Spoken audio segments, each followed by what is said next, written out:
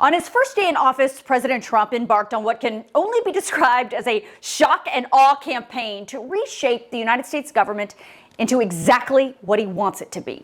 A few hours after he took the oath of office, he appeared at two events, one at Capital One Arena and another in the Oval Office. At both of those events, he signed executive order after executive order after executive order, over and over and over and over again.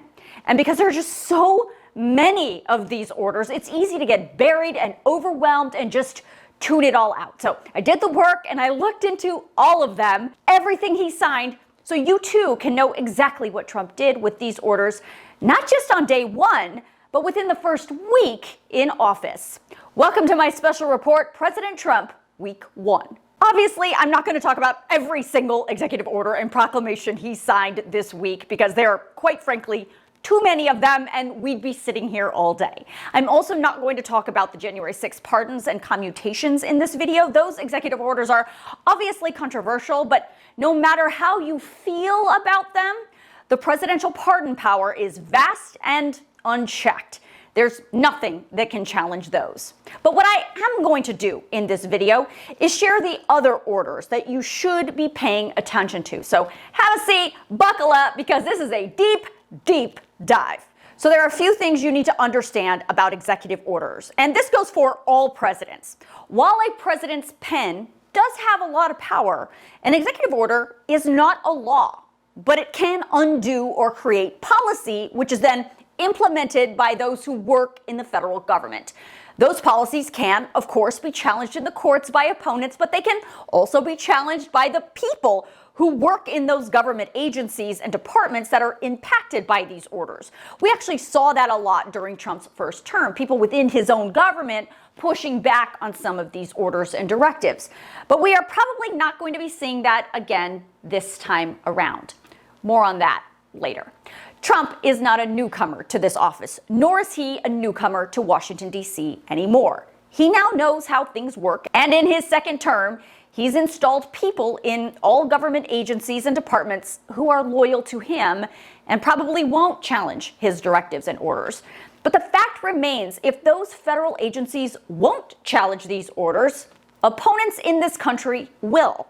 When a president's executive order attempts to undermine or go around existing law, that's when you get into these big legal fights. We're already seeing them. So you're going to hear me throughout this video explain how this order or that order attempts to go around existing laws or undercut existing laws. You can bet your bottom dollar that those orders in particular, but really all of the ones I'm going to talk about here today, are going to get hit with lawsuits in federal courts across this country. It's already happening. And the reality is, we're going to have to wait and see if the federal courts believe any of these orders Trump signed are constitutional. So now let's talk about the actual orders. I'm going to put them into categories to make it a little easier. So we're going to talk about immigration, energy, economy, technology, federal employees, and so-called woke policies. And I'm also going to talk about the things that Trump promised to do on day one that didn't actually materialize in any specific order. So let's start with Trump's week 1 actions on immigration and the border. Hours after Trump was sworn into office, he signed several immigration executive orders. Each builds on the next. The big one declares a national emergency at the U.S. southern border. This order unlocks powers for the president to take sweeping action both in policy and in funding, and makes it so he doesn't have to go through the normal channels and procedures. Trump then signed another order that defines the current state of border crossings as an invasion, which again allows him to unlock specific powers. So with that foundation, Trump signed several more immigration executive orders that allow him to easily deploy members of the military to the border, to funnel money to build his wall, to reinstate the Remain in Mexico policy, to put a temporary stop to the current process of admitting refugees or asylum seekers into the United States, which includes shutting down the app that allows migrants to set up appointments so they can legally enter the United States. He signed an order designating the Mexican cartels as global terrorists and signed an order to end birthright citizenship. Here's more on that. On his first night in office, Trump signed the Protecting the Meaning and Value of American Citizenship Executive Order. It says it shall be the new policy of the United States that no department or agency shall issue documents recognizing United States citizenship or accept documents issued by state, local, or other governments or authorities purporting to recognize United States citizenship to persons, one, when that person's mother was unlawfully present in the United States and the person's father was not a United States citizen or lawful permanent resident at the time of said person's birth, or two, when that person's mother's presence in the United States was lawful but temporary and the person's father was not a United States citizen or lawful permanent resident at the time of said person's birth. Basically, this order says if you are born in this country to parents who are not here legally, or born to a mother whose presence was lawful but temporary and a father who is not here legally, you do not get automatic U.S. citizenship. And if your state issues you some kind of government birth document and your parents fall into either of those categories, the United States government will not accept it. This policy, according to the order, would apply to any person born within the United States starting after February 20th, 2025. Now, let's back up for a second.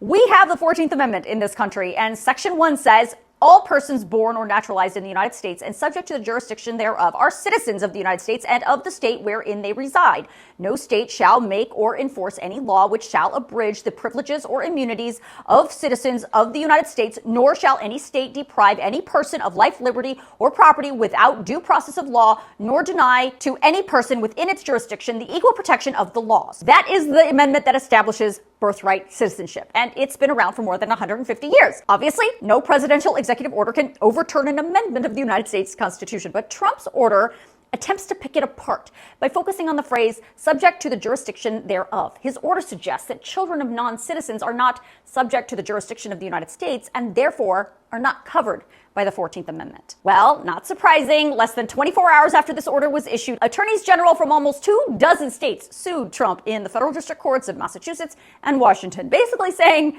WTF. They actually said, the president has no authority to amend the Constitution or supersede the citizenship clause's grant of citizenship to individuals born in the United States, nor is he empowered by any other constitutional provision or law to determine who shall or shall not be granted United States citizenship at birth. And this lawsuit in the federal court of Massachusetts says the principle of birthright citizenship has been enshrined in the Constitution for more than 150 years. The citizenship clause of the 14th Amendment unambiguously and expressly confers citizenship on all persons born in and subject to the jurisdiction of the United States. The suit goes on to say the Supreme Court and Congress have backed this up. More than 125 years ago, the Supreme Court ruled that the 14th Amendment does entitle a child to automatic citizenship even if the parents of that child are non-citizens. And then Congress codified that understanding into law in the Immigration and Nationality Act of 1952. So to change the United States Constitution, you would need 2/3 of both the House and the Senate to propose an amendment, or 2/3 of the state legislatures to ask Congress to call a national convention to propose an amendment. And then whatever amendment it is they agree to must be ratified by 3/4 of the states. That is a heavy lift. Now, President Trump knew by signing this executive order he was welcoming a legal fight. But it is a fight that he told his supporters on the campaign trail that he was going to take on. And he is clearly hoping along the way that some federal court, or maybe even the Supreme Court, will buy his interpretation of the 14th Amendment or rethink the precedent that has been around for more than 100 years. Since I made that report, a federal judge has blocked Trump's birthright citizenship executive order, calling it blatantly unconstitutional. Again, all of these immigration executive orders are setting up a very long legal fight. But there is one major immigration promise that Trump made on the campaign trail repeatedly that did not fully materialize on day one. And on that same day, we will begin the largest deportation operation in American history, larger even than that of President Dwight D. Eisenhower. The fact is, we did not see massive raids or massive migrant roundups this week. Yes, there were some arrests, but certainly those would not qualify as mass deportation. Of course, it's true because of these immigration executive orders, military members are now being sent to the U.S. southern border, and the orders could set up that mass deportation eventually. But until Congress passes some kind of actual immigration law, these executive orders will first have to go through the legal gauntlet of the federal court system. Now, let's move on to energy. We will drill, baby, drill.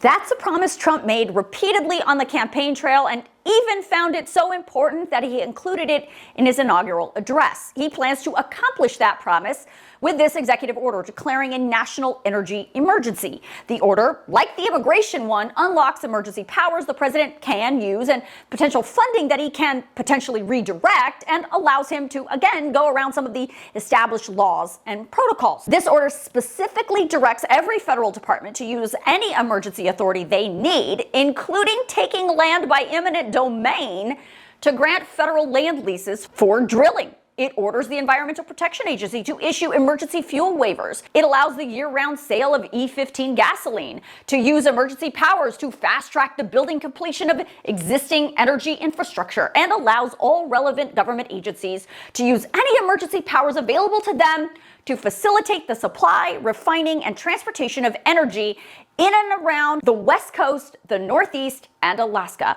Basically, these emergency powers allow Trump and his administration to suspend or sidestep some environmental regulations and landmark laws so they can speed up approvals of energy projects. Now, a couple of things here. Like the immigration orders, these are going to run into the legal buzzsaw. On top of that, I have done multiple videos on the fact that under President Joe Biden, the United States was producing more crude oil than we ever have in the history of this country. Just look at the numbers. When Joe Biden took office, the oil production in the United States did not go down. It went up significantly. And starting in October of 2023, the United States was producing the most oil it ever had. 13.2 million barrels of oil a week, peaking the week of December 6, 2024, when we hit more than 13.6 million barrels of oil. That's a lot. In fact, in the last 4 years, the United States has actually produced more crude oil than any other nation in history, including Saudi Arabia and Russia. So we're already drill baby drilling.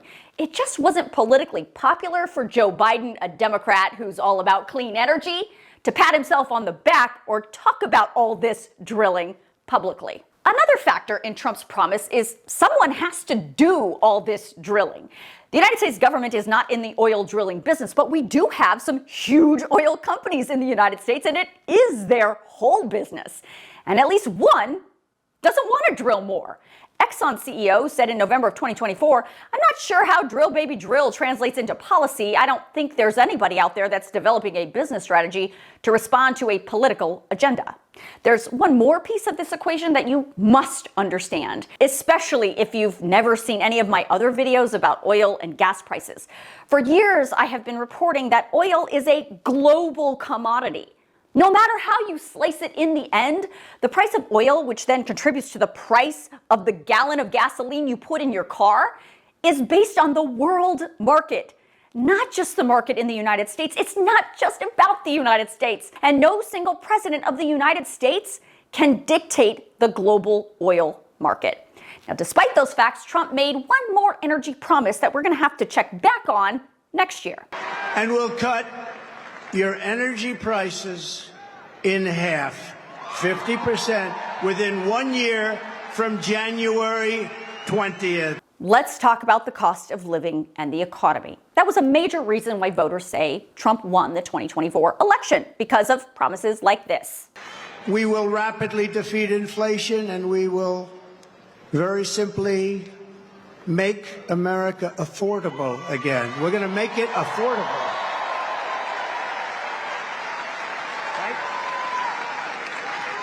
I will massively cut taxes for workers and small businesses, and we will have no tax on tips, no tax on overtime, and no tax on Social Security benefits for our seniors.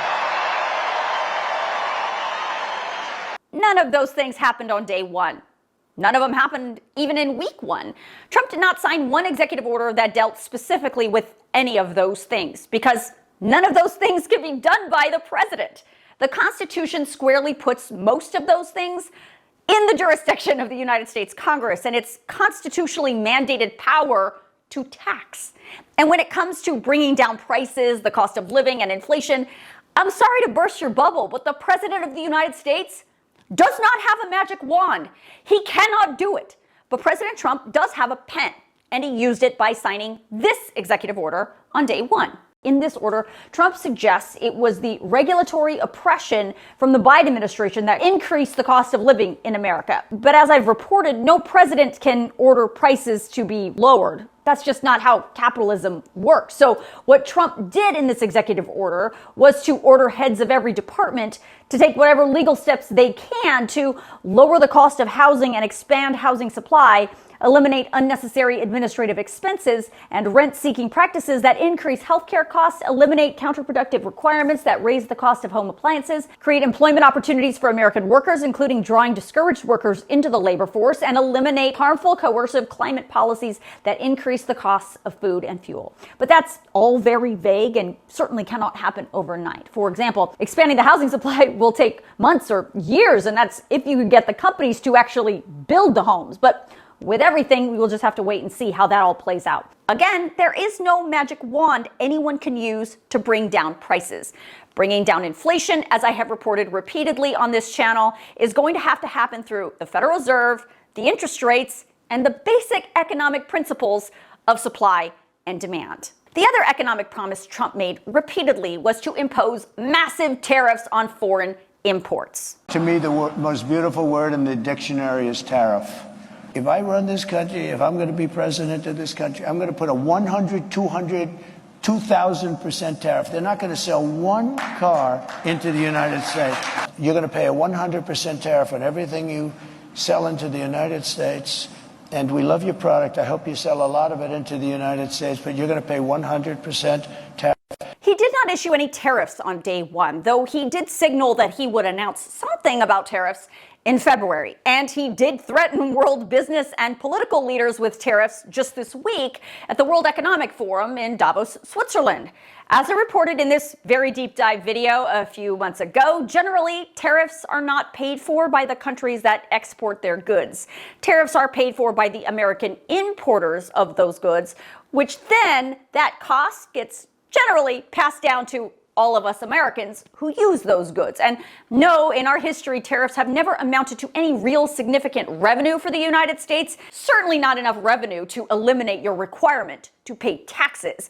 So if you had not seen it yet, I highly suggest you go watch that deep dive on tariffs. I will link it in the caption below. Okay, let's move on to Trump's executive orders to eliminate the so-called woke policies. There are a few of them. The biggest is probably the one that deals with DEI. This order is called Ending Illegal Discrimination and Restoring Merit-Based Opportunity.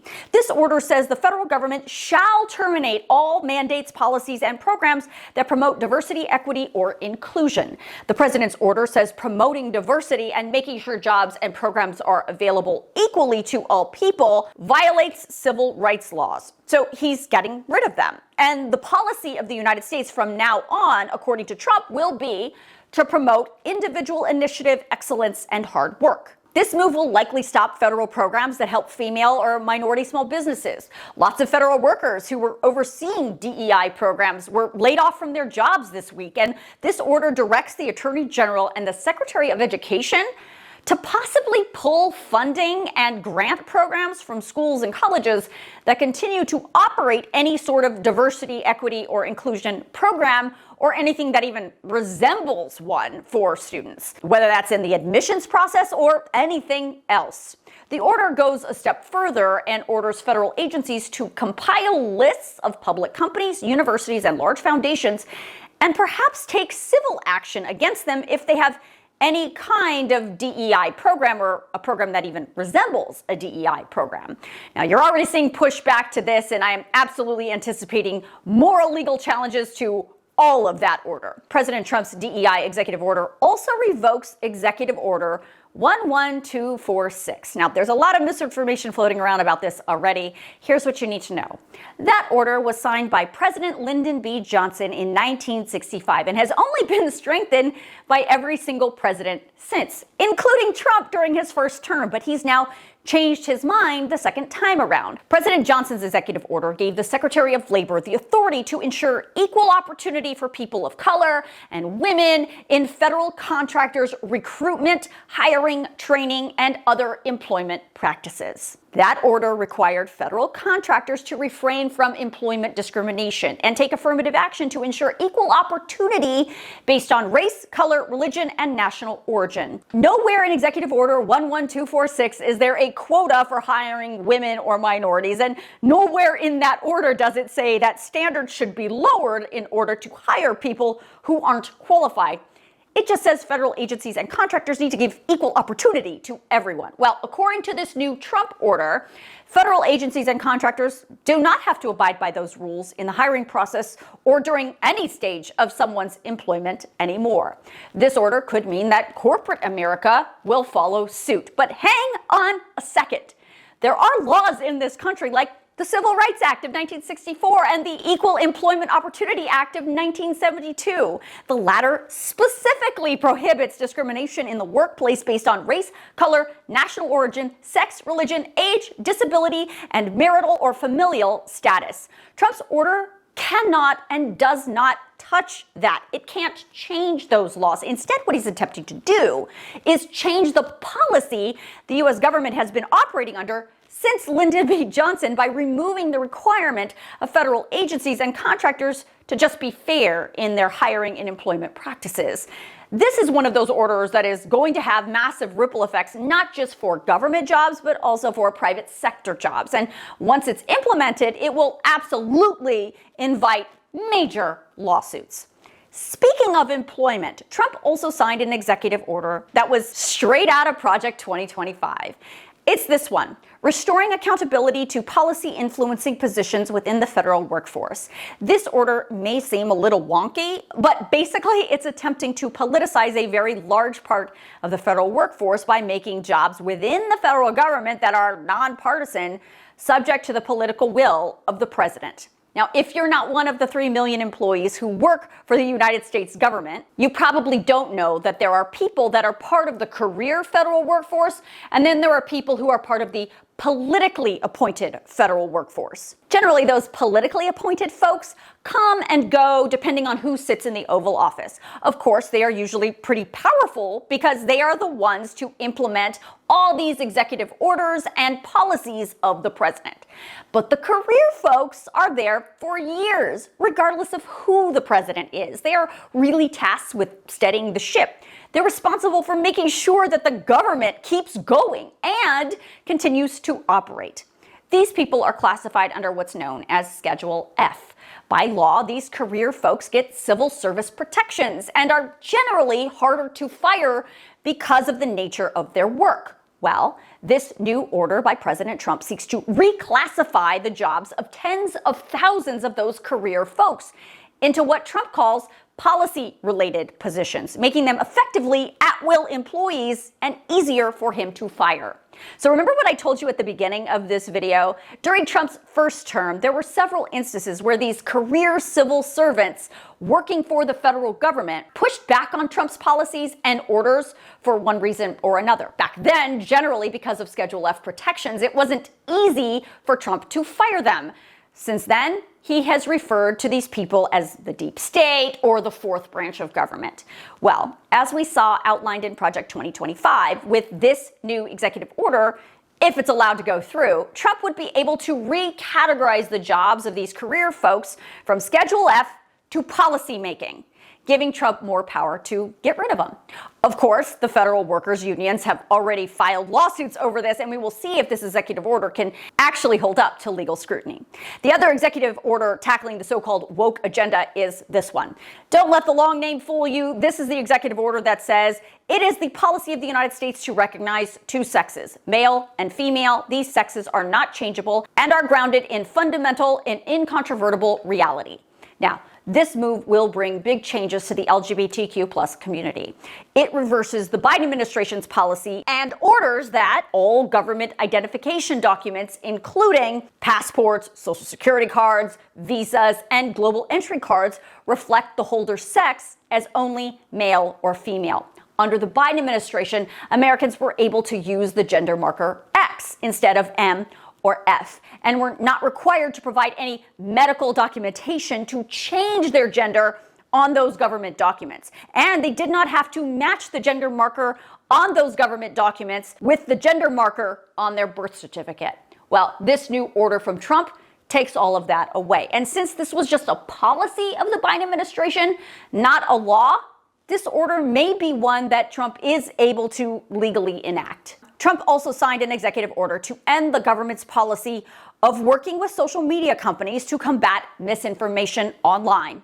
Here's more. The order, titled Restoring Freedom of Speech and Ending Federal Censorship. In this order, Trump says over the last 4 years, the previous administration trampled free speech rights by censoring American speech on online platforms, often by exerting substantial coercive pressure on third parties such as social media companies to moderate, deplatform, or otherwise suppress speech that the federal government did not approve.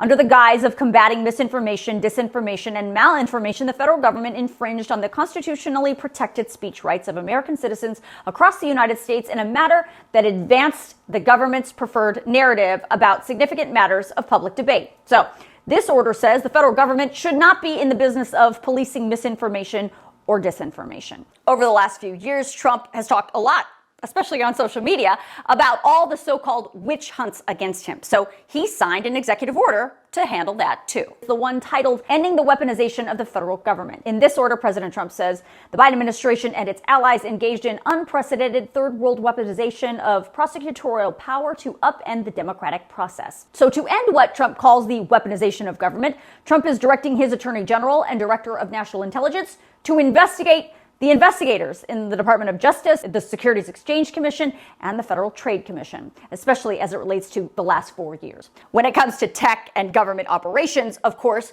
Trump signed the executive order that keeps the lights on at TikTok, at least for a few more days, which I told you all about in this video. Oh, look at that. It says TikTok. My, what is that all about? President Trump has signed the executive order for TikTok, but it's not a 90-day extension. First of all, the executive order does not make the TikTok ban go away. As I reported repeatedly, Trump does not have the power to do that. The order Trump signed tonight just directs the Attorney General not to take any action on behalf of the United States government to enforce the Protecting Americans from Foreign Adversary Controlled Applications Act for 75 days from today. The order says doing that will permit the Trump administration to figure out what the president wants to do with TikTok. This order says the Attorney General cannot enforce the penalties on TikTok, and it cannot enforce the penalties on other American companies that do business with TikTok for distributing, maintaining, or updating the platform. And once those 75 days are over, the Department of Justice cannot go back retroactively and enforce those penalties. Now, as I told you in several other videos, the president directing his top law enforcement official, the Attorney General, to not enforce the law that has been deemed constitutional by the United States Supreme Court is legally questionable, so we'll have to see how that all plays out. But the order says Trump is doing this because the ban coincided with him taking office, and that interferes with his legal ability to assess the national security and foreign policy implications and interferes with his ability to make a deal so TikTok can remain operational in the United States. A deal, as I reported in this video, that could include the U.S. government taking 50% of TikTok as a negotiating fee. If I don't do the deal, it's worthless, worth nothing. If I do the deal, it's worth maybe $1 trillion, $1 trillion. So if I do the deal I'm talking about doing it for the United States. If I do the deal for the United States, then I think we should get half. The TikTok. In other words, I think the U.S. should be entitled to get half of TikTok. And congratulations, TikTok has a good partner. Be a private sector owner as Could well. be, yeah, could be a lot. Tell you what, every rich person has called me about TikTok. But I could see making a deal where the U.S. gets 50% of TikTok, polices it a little bit or a lot. Depends on them. So you heard Trump giving himself a lot of wiggle room on this. It depends on the deal. Maybe I'll make a deal. I don't know. These are not generally words that big tech companies want to hear. But the fact is, this is part of Trump's negotiating style. He does this with lots of things. It's not surprising. And then lastly, I wanted to point out, this is how Trump answered the question, do you think TikTok and it's CEO would go for that 50% deal? Oh, I think he'd probably like it. Because he's got nothing. I mean, they really have nothing. passed in Congress. It gives the president a right to make a deal or to close it. One of the people involved in that divestiture may be Elon Musk, but he may be too busy to run TikTok as well as X and Tesla and SpaceX because he may also be running the new United States Doge service. Or will he? Here's more. Is Doge in trouble? Lots has happened with the Department of Government Efficiency in just the last 24 hours. A new presidential executive order, one of the co-leaders is out, and there's been a flood of lawsuits filed against the new agency before it can even really get off the ground. So I'm going to tell you about all that's happening with Doge in this video, but first I want to thank my Facts HQ paid subscribers for selecting this as the bonus story this week. If you want to vote on next week's bonus story, make sure you become a paid subscriber over on my Facts HQ Substack. As you know, yesterday, day one, President Trump signed a tsunami of executive orders. One of them was this one, titled Establishing and Implementing the President's Department of Government Efficiency, or DOGE. This is the agency that he, Elon Musk, and Vivek Ramaswamy have been touting on the campaign trail for months, saying it's going to cut waste, fraud, and abuse from the federal budget to the tune of hundreds of billions or even $1 trillion. What's interesting about Trump's executive order, instead of starting from scratch and creating an advisory committee, which most people expected Doge to be, the order actually takes an existing government agency called the United States Digital Service, which currently is used to update government websites and fix IT issues, and transforms it into this new United States Doge service. It will be structured within the executive office of the president and will be a temporary organization working over the next 18 months to maximize governmental efficiency and productivity and to cut costs. That organization will have an administrator that will then report to the chief of staff. The order does not give any specifics about the goals, about how the agency is supposed to cut federal spending or slash regulations, but what it does say specifically is that each actual government department will create a Doge team within that department to implement the president's Doge agenda. It also specifically says that the administrator of Doge shall modernize the software, network infrastructure, IT systems, and make sure that department agency networks can basically talk to each other. Now, as I reported in this deep dive video, just because the word department is in the title doesn't mean Doge is a department like the Department of Defense or the Treasury Department. To create one of those, you would need Congress to pass a law, which obviously has not happened here. So to get around that, in his executive order, Trump just took an existing agency, repurposed it, and renamed it. Can he do that? Well, we're about to find out. Moments after Trump was sworn in, multiple lawsuits were filed against this Department of Government Efficiency. The plaintiffs are suing over the structure of the agency and the transparency of it, especially over the last few months prior to Trump coming into office. The other issue, will Elon Musk, who President Trump selected to run this agency, become a government employee now that the office is housed within the executive office of the president? If the answer is yes, that opens up a whole can of worms with ethics law compliance and conflicts of interest disclosures, which could bring into question Musk's billions of dollars in government contracts. And if Musk is not a government employee, then how could he run a federal agency within the executive office of the president? See, both ways, there are some issues there. The other issue is Vivek Ramaswamy, the man Trump selected to co-lead this Department of Government Efficiency, said yesterday that he's out because he is reportedly going to run for governor of Ohio.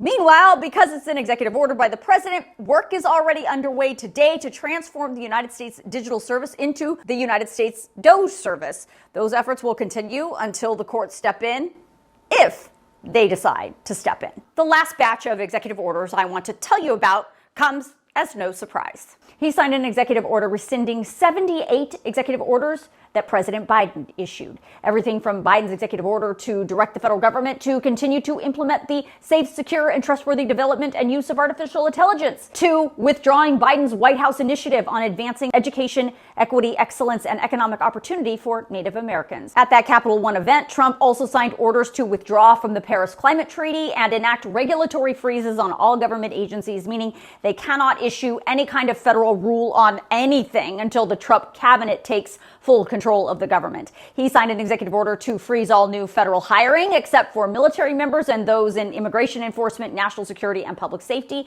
And he issued an order directing all heads of departments and agencies to take all the necessary steps to terminate remote work and require all federal employees to return in person to their desks. If you've made it this far, thank you for sticking around. I hope it's cleared up a few things and hope that maybe you've learned a few things. Look, the bottom line here is this. In my experience covering the first Trump administration, I have learned that he says a lot of things. Some of those things may seem wild or out of the blue or random or unfathomable.